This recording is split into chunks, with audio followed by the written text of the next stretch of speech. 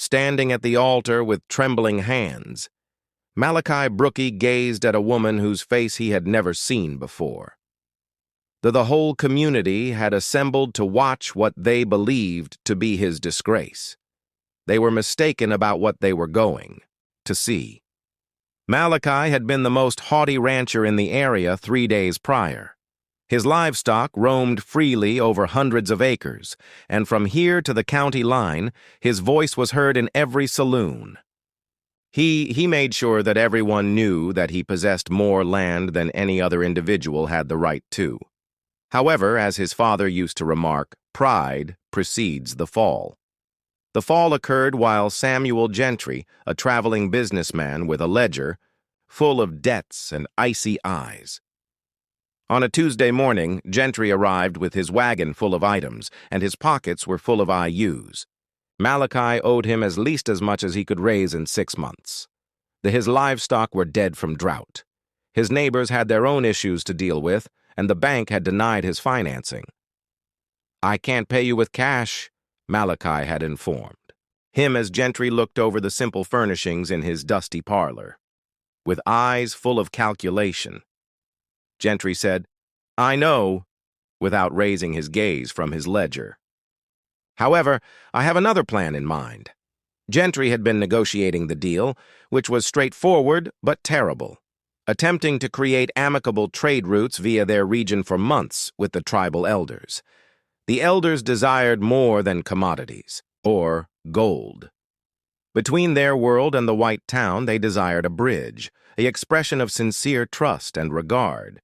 Gentry is Chief Tahatan's daughter. His voice was as dry as prairie grass as he explained. "Lovely girl, taught by missionaries who are fluent in English. She requires a husband who can guide her people through our society." Malachi sensed his stomach fell. "An arranged marriage is what you're discussing. I am speaking of survival, both theirs and yours.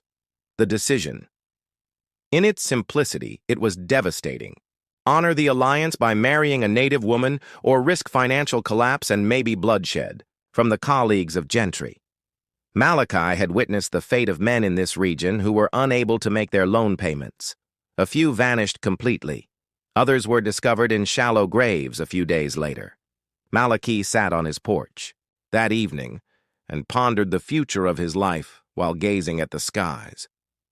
He was unaware of this woman's identity and had never seen her, didn't know her appearance or how she would respond to being traded like cattle. The idea made him shudder. However, the alternative chilled him to the bone. Saturday morning was set aside for the wedding.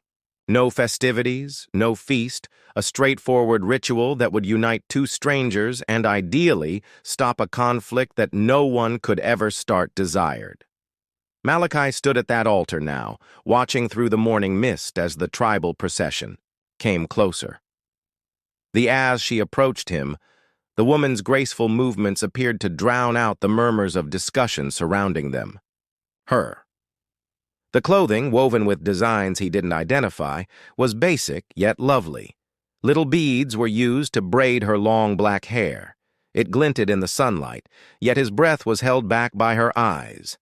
They were not the scared, defeated eyes he had anticipated. He took an uncontrollably backward step as they burned with strength and intellect. She halted 3 feet away from him and spoke in a voice that could be heard clearly above the quiet throng. "I'm Ayana, the child of Tahatan, the chief.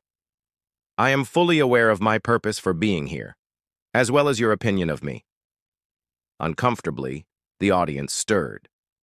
The start of this event was not what anyone had anticipated. Malachi was about to answer, but she wasn't completed. She went on, her eyes never leaving his face. "What you don't know." "That's what I'm going to do." Malachi's throat became parched. Her remarks were delivered with such serene assurance that every presumption he'd constructed around this pattern fall apart. He had anticipated sobs, surrender, and perhaps even appreciation for being saved from wild existence. Rather, he was confronted by a woman who seemed to be able to see right through his soul and saw it was lacking. Nervously, the preacher cleared his throat. "Should we hold the ceremony now?" Ayanna pivoted to the elderly guy, a smile that stopped short of her eyes. "Naturally. However, initially I possess a statement to make." She turned to the audience and spoke clearly above the quiet throng. "I was dispatched by my father here in order to bring our peoples together. He thinks both parties may benefit from this partnership in terms of peace and prosperity." Communities. The crowd echoed with murmurs. While some shuffled uneasily, others nodded in approval. Malachi observed a number of men stroking the firearms at their sides as though her presence alone posed a threat to their security. I agreed to this arrangement, Ayanna added. Not because there was nothing I could do, but because I have faith in the vision of my father. But I won't act like this marriage is more than a political partnership. Malachi felt the words strike him like a blow to the body. Seeing this wedding as a burden, he had been dreading it. However, listening to her, he was surprised by how his pride was hurt by his cavalier dismissal of it. "Additionally," she stated, facing him once more, "I shall not to be treated like a piece of property or expected to change who I am. If you believe that being married grants you control over, you'll fast realize how mistaken you are, me." Anger colored Samuel Gentry's face as he stepped forward. "This isn't what we agreed upon, you see.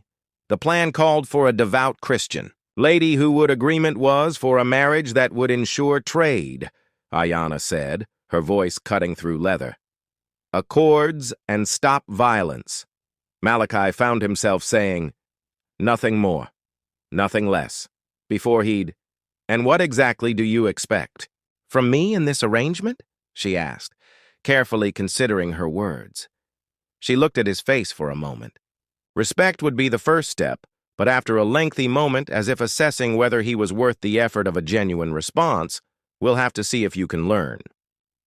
The preacher, obviously eager to put an end to this argument, hurried through the ceremony with undue haste, and neither the bride nor the groom spoke louder than a whisper when exchanging vows. As the minister announced them as husband and wife, the customary kiss was substituted with the throng scattered after a quick, chilly handshake that seemed more like a business deal than a wedding. Swiftly, obviously uneasy about what they had seen.